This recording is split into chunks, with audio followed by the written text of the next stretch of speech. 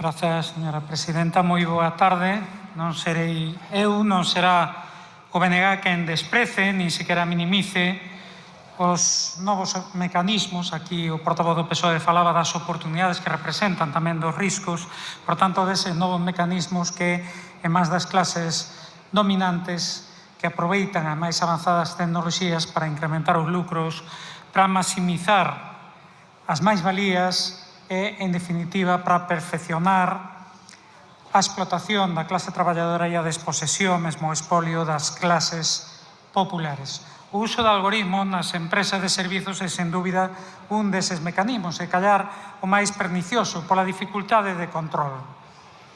De modo que exixir transparencia na utilización de algoritmos e mecanismos que permitan o control por parte das administracións públicas fai todo o sentido, niso estamos de acordo. No entanto, que unha forza que fai parte dun goberno que é directamente responsável, ou no mínimo corresponsável, xunto cunha dereita e unha ultradereita que están directamente ao servizo das grandes inmobiliarias e dos fondos Boitra, pero, como digo, no mínimo corresponsável por acción ou por omisión, probablemente máis por omisión, por aquel tipo de medidas que todos sabemos que non están dispostos a aceptar, que temos trasladado aquí unha e outra vez e que non queren aceptar.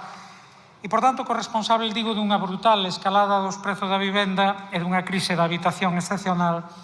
Digo que trae aquí unha PNL para regular o algoritmo no ámbito dos portais inmobiliarios non deixa de ser extraño e con risco de que sexa interpretado como un intento, non o vou facer eu, pero pode ser interpretado como un intento de desvío da atención de onde radican as causas principais da actual emerxencia habitacional. Porque ningunha dúbida da utilización perversa do algoritmo por parte das grandes inmobiliarias, nin tampouco do efecto tractor que pode ter sobre a suba dos prezos, mas convirán comigo que na crise da habitación non é este o factor fundamental e abordalo separadamente, sen referencia a ningún outro, pode levar a conclusións ou no mínimo a percepcións enganosas.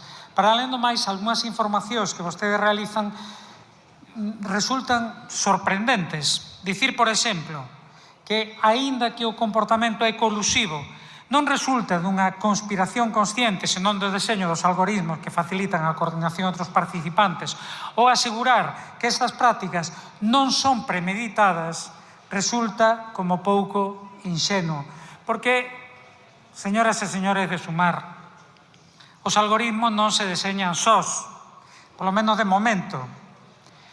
E quen os deseña faino precisamente co obxectivo de maximizar os lucros e si, moi probablemente tamén procurando unha práctica colusiva, embora moito máis discreta e difícil de combater que o tradicional acordo anticoncorrencial para a fixación de prezos que está penado e é máis fácil de detectar.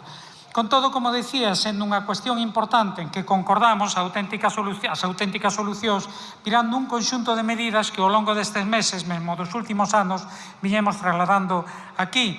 Todas elas teñen en común a necesidade dunha decidida intervención pública no mercado da vivenda, a única maneira de garantir o exercicio efectivo de dereito a unha vivenda digna. Por iso, eu insisto coa brevidade que marcan os tempos fixados nalgúnas das propostas que veu facendo o BNG.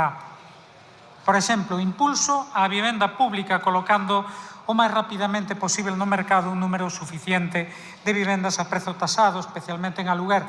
Para iso hai que aproveitar as que xa existen. Por iso reclamamos a cesión inmediata e gratuita dos inmobles da Sareb á Administración galega. Reparen uns 3.000 na Galiza, sobre 1.300 en condicións de seren habitados.